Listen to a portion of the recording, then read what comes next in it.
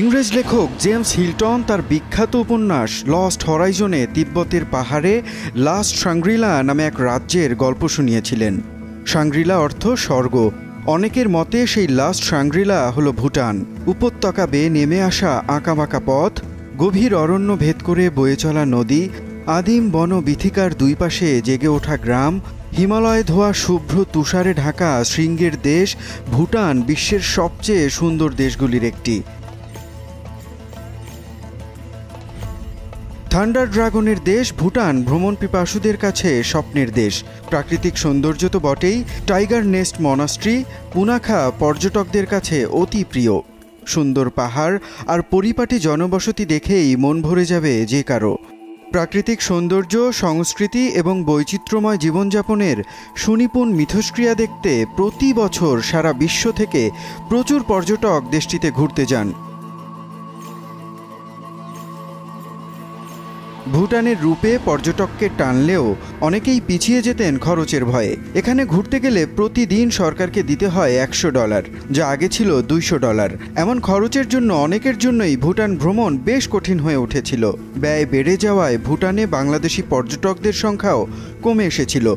2019 সালে যেখানে 13,000 বাংলাদেশি ভুটান ভ্রমণ করেছিল, সেখানে 2022 সালে 3 মাসে মাত্র 4 জন বাংলাদেশি ভুটান ঘুরতে গিয়েছিল।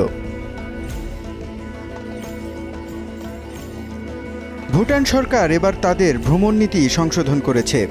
দেশটির পর্যটন বিভাগ জানিয়েছে, বাংলাদেশিদের উন্নয়ন ফি হিসেবে দিনপ্রতি মাত্র $15 দিতে হবে। বছরে 15,000 বাংলাদেশি পর্যটক এই ফি দিয়ে ভুটান ভ্রমণ করতে পারবেন। এই কোটা শেষ হয়ে গেলে অন্যান্য দেশের নাগরিকদের মতো প্রতিদিন $100 ফি দিতে হবে। করোনার সময় বিদেশি নাগরিকদের ভ্রমণে কড়াকড়ি আরোপ করে ভুটান। মহামারীর প্রকোপ কমলে ভ্রমণ নিষেধাজ্ঞা উঠে গেলেও পর্যটক ফি দৈনিক $65 থেকে বাড়িয়ে করা হয় $200।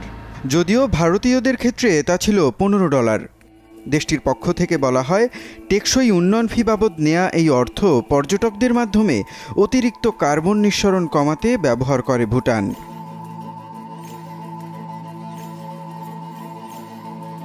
বাংলাদেশ থেকে ভুটান আকাশপথে এবং সড়কপথে দুইভাবেই যাওয়া যায়। সড়কপথে ভুটান যেতে হলে প্রথমেই দরকার হবে ভারতের ট্রানজিট ভিসা, কারণ বাংলাদেশের সাথে ভুটানের কোনো বর্ডার নেই। বিমানে করে ভুটান যেতে চাইলে আগে থেকে ভিসা নেয়ার দরকার নেই।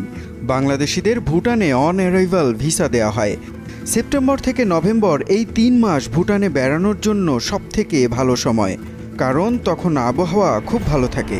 অবশ্য এই সময়ে ভুটানে পর্যটকদের ভিড়ও তুলনামূলক বেশি থাকে।